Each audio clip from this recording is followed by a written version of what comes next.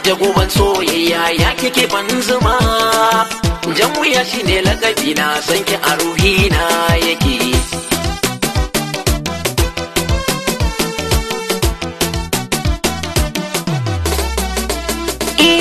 Amana